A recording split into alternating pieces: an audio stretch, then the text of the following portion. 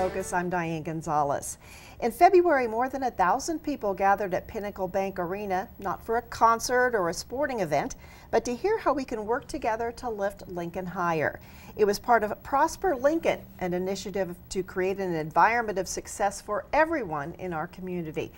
Joining me now to talk about Prosper Lincoln are Barbara Bartle with the Lincoln Community Foundation, which has organized the effort, and Nancy Shanks with the University of Nebraska Public Policy Center, which has been working on the community engagement part. Thank you both so much for being here.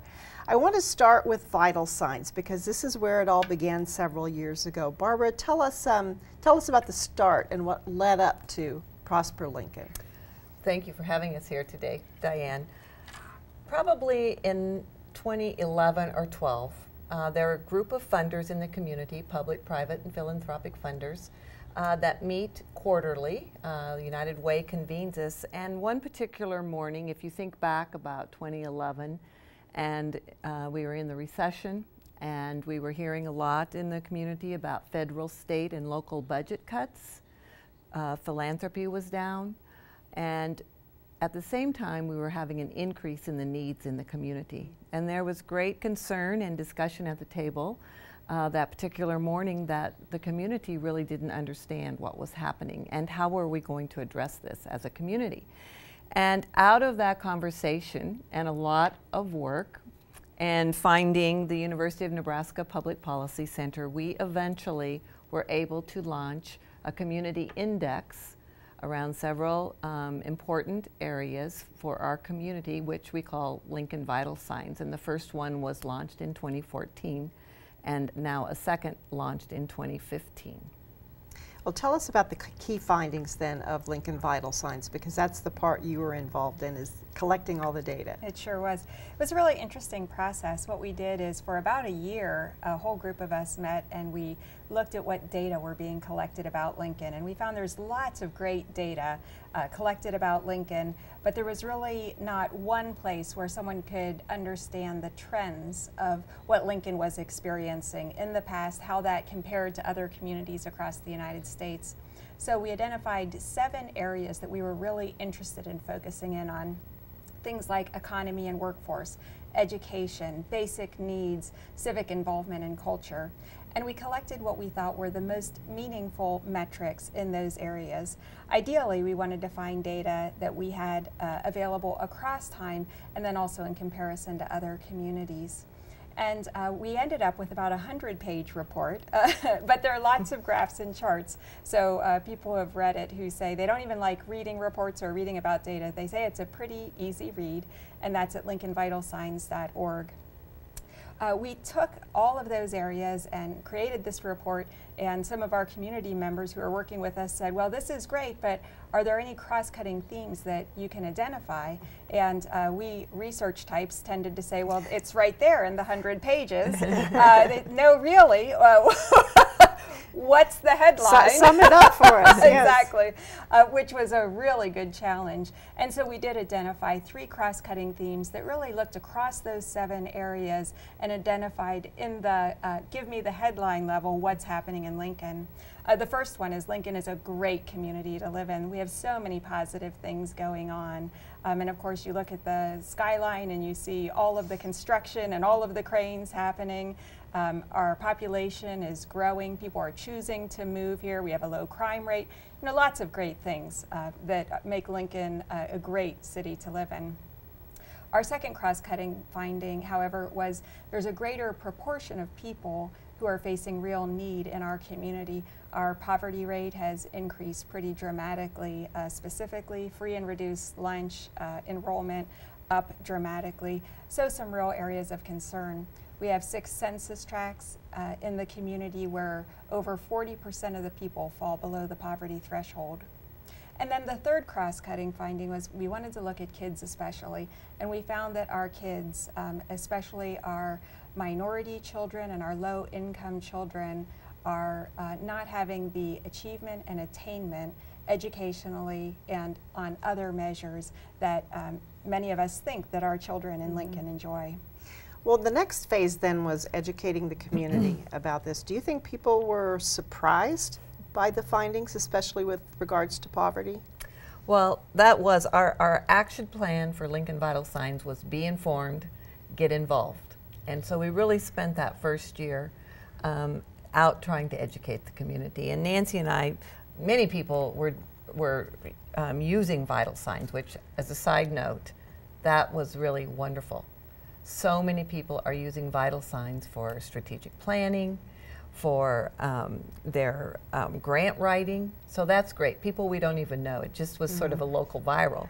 But Nancy and I did spend a lot of time, and as did others, talking in the community. And I would say without a doubt, every time, the information about the poverty, and especially for the children, was shocking. And the next question was always, what are we going to do about it? So some cities, my counterparts around the country have been working on these community index. Some only provide the tool, the new tool. And so I think we decided that we weren't going to be satisfied as a community just to tell everyone that this is our issue, but really the community, I think there was pressure from the community that they wanted to address Vital Signs. Well, the next step then was a launch of Prosper Lincoln in May. And at that, you asked people, I remember there were cards on the table and a website where you could go and submit your idea for Lincoln. And that was quite productive. Tell me how many ideas were submitted. Well, we had a goal of getting about 2,000 ideas, and we thought that might be a real stretch goal, but we got over 2,100 ideas, in fact, so we surpassed the goal that we had set. And I think a lot of that really is attributable to a team that we put together of about 35 people from the 8 sectors that we identified in Lincoln. So we had the faith community, the business community, big organizations and institutions like the hospitals and the university. We had neighborhood organizations. So we tried to really think about all of the sectors of the community that people might be involved in. And they got their networks mobilized. We chose people, we recruited people who are really networked in the community. And they mobilized their networks and got out there. They put up stands in farmers markets. They went to after school and summer programs. They went to their book clubs and faith communities and really encouraged people to fill out these forms that were really about youth success, economic vitality, and quality of life. So what were the ideas that people had? They were just waiting to be asked what could make Lincoln an even greater community. Well, what did you do then with all those ideas in order to come up with some sort of path for the future? Right, well, 2,100 ideas is a lot of ideas. And what we did is a qualitative data analysis technique where there were a team of us that read every single one of those ideas, usually several times. And we took all of the ideas and boiled them down into 57 theme areas. And the next step was that we asked another group, a steering committee, to work with those 57 theme areas to start getting down to what we hoped would be no more than 3 ideas that would make the community agenda. And the community agenda has 3 ideas. Yes. They are early childhood, employment skills, and innovation. And we're going to take a look at a video right now that talks about the 3 agenda areas, and then we'll have some more discussion right after this. Prosper Lincoln idea number 694. Provide all families with access to quality childcare. This great idea and others like ensure that all children in Lincoln are food secure and invest in building strong, stable, and healthy families inspired us to make early childhood fundamental to our community agenda. Because creating equal opportunities for all children to learn and grow in their early years is vital to Lincoln's prosperity. Having access to quality early childhood development experiences enables children to go to school ready to learn and develop into successful community citizens. Prosper Lincoln idea number 309. Develop the skills that Lincoln's workforce needs now and for the future. This great idea and others like match available jobs to job seekers and invest in removing barriers to employability and career success inspired us to make employment skills fundamental to our community agenda. Because having a workforce that is trained and ready to contribute to what employers need is vital to Lincoln's prosperity. Developing employment skills serves as a way out of poverty and helps make sure careers with advancement opportunities, higher wages, and good benefits are possible. Prosper Lincoln idea number 1137. Foster environments that stimulate creativity and problem solving for all ages. This great idea and others like attract and retain entrepreneurs and creative people within our city, and expand opportunities that link individuals and ideas together, inspired us to make innovation fundamental to our community agenda. Because being a city of innovation filled with people who have a lifelong focus on making things better for our community is vital to Lincoln's prosperity. Building a culture of innovation that feeds the soul of the next generation of creative thinkers and striving to be the most connected city helps ensure our people and community will thrive. Now, what are you going to do to lift Lincoln higher?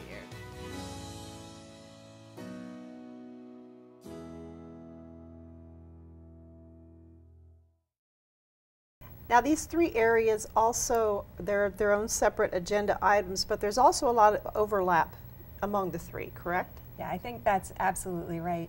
When our steering committee got together and identified those three areas, they said that they were really excited about them because one naturally led to the other and naturally led to the other. They're really like three intersecting circles.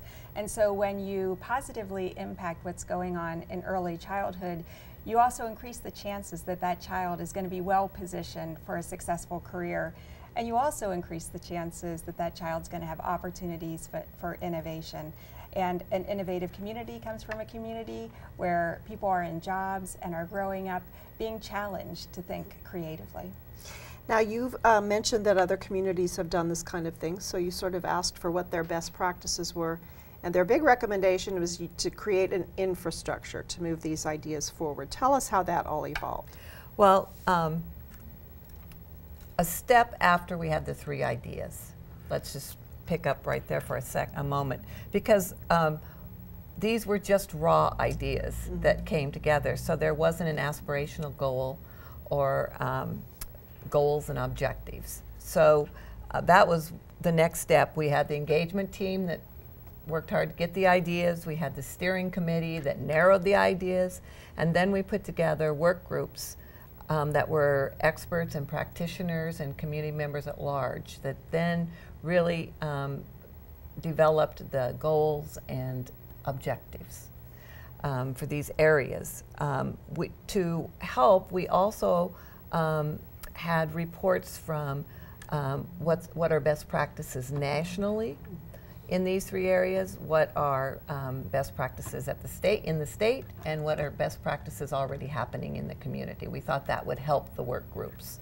And so then, as we heard in the video, those have been developed, and now we are ready to, at the launch, at the breakfast, just a few weeks ago, we are ready to implement these great initiatives. And that means appointing probably already busy people to organize these efforts, putting people in charge. That's right. And for the three areas, now let's go through what the infrastructure is. There's a developer, a community support group, and then also a, what am I looking for, oversight committee. So let's go through the three areas and talk about who's agreed to do this important work. Great.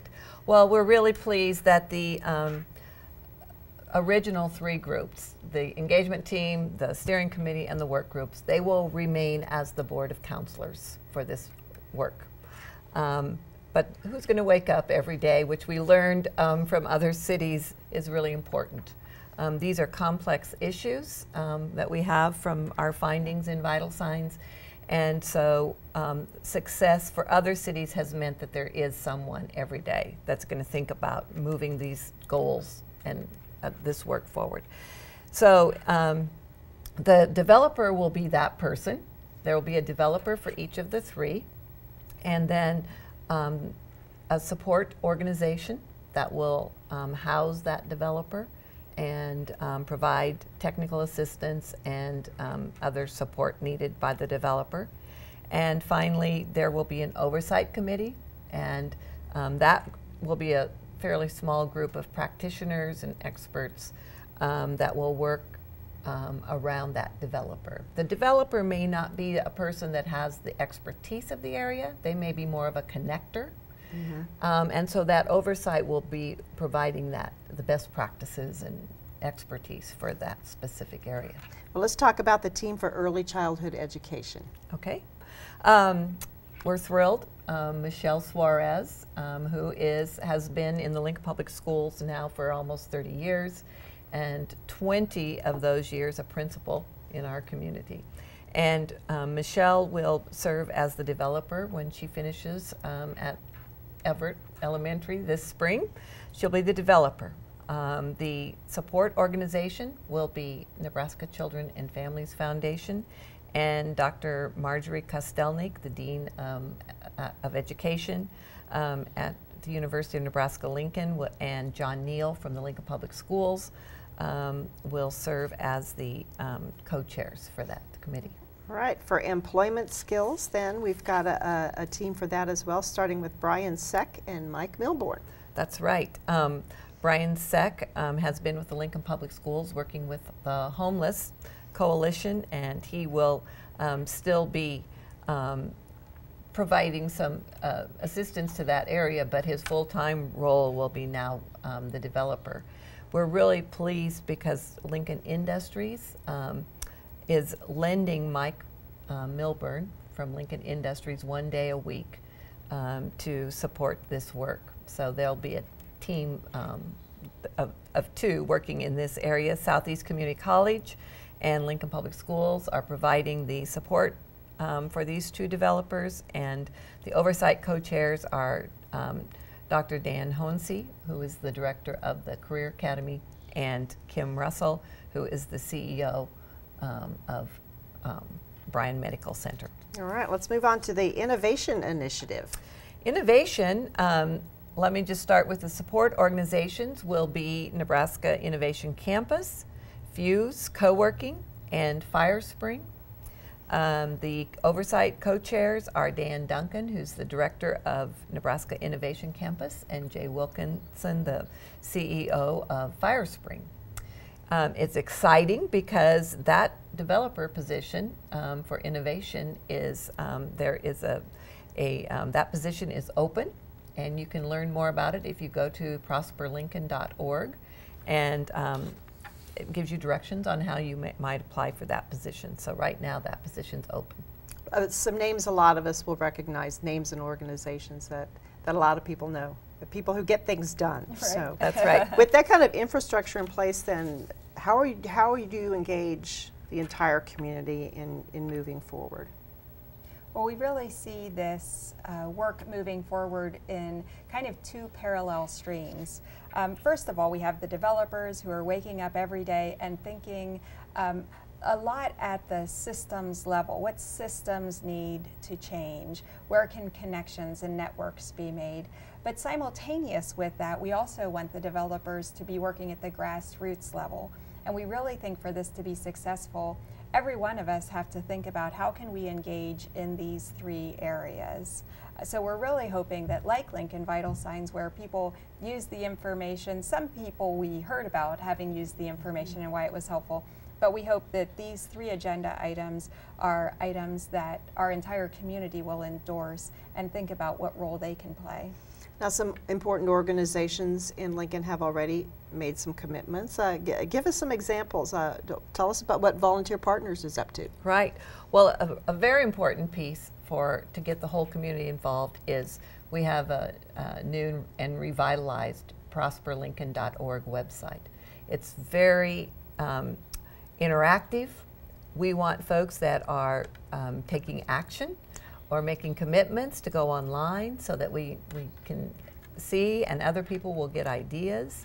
And part of that is there's an opportunity to take action, to make gifts, and one of the areas is volunteer. So the Volunteer Partners, thank you, Diane. Volunteer Partners has new software, which is great for the city.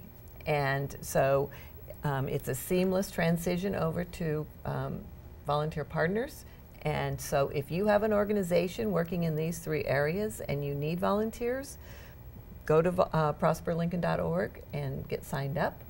And the same is true of if you want to volunteer, go there. And so Prosper Volunteer Partners is actually providing that service to the website. So that's a wonderful commitment. You know, one of my favorite examples is something that everybody can do.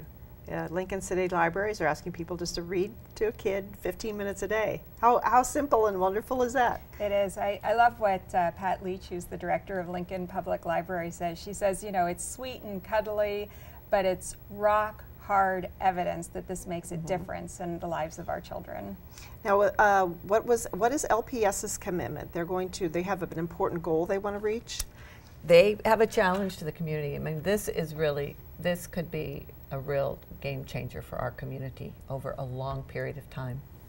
We know the impact of early childhood education.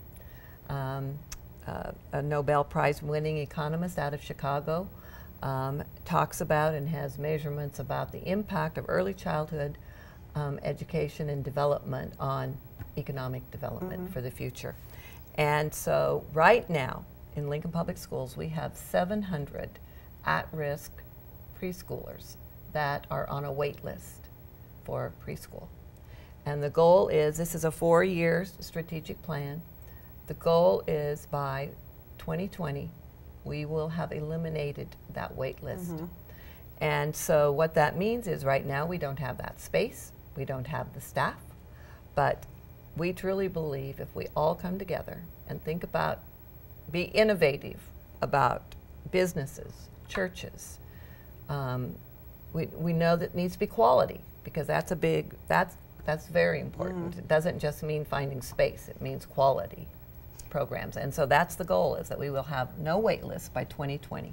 Now, I remember when Prosper Lincoln kicked off last May, President Bounds from the university, this was one of his big topics. He talked about, even for someone like a college administrator, that early childhood education is vital to making sure that kids are successful in college. It is. And part of this work we really hope to, on the website, another promotion here for the website, but we're going to have really informative articles. But there is great research that Nancy could talk about, the impact, what we're learning about brain development and the importance of that early brain development. I don't know if you want to say more about that. And we do know that if kids start kindergarten and aren't ready for kindergarten, the chances of them catching up are not great. And we do know that by 3rd grade, which is when we have data for how kids are doing in Lincoln Public Schools, there are kids who have already fallen behind. And if you've fallen behind and aren't able to read well at that age, then you're not really able to read, to learn the materials that you have to through the rest of your career in school. And it just becomes harder and harder for many kids to even graduate from high school. This effort is also one that the business community has embraced as well, in particular the Lincoln Partnership for Economic Development. They've added a new position. Right. Well, coincidentally, the Lincoln Partnership for Economic Development had contracted with a consultant to look at what's next for Lincoln.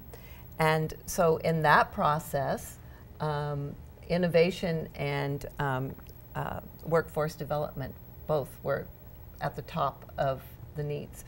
And so it's been a really, I think, a nice convergence of the work, of grassroots work and work really done by our chamber, that it shows up both places.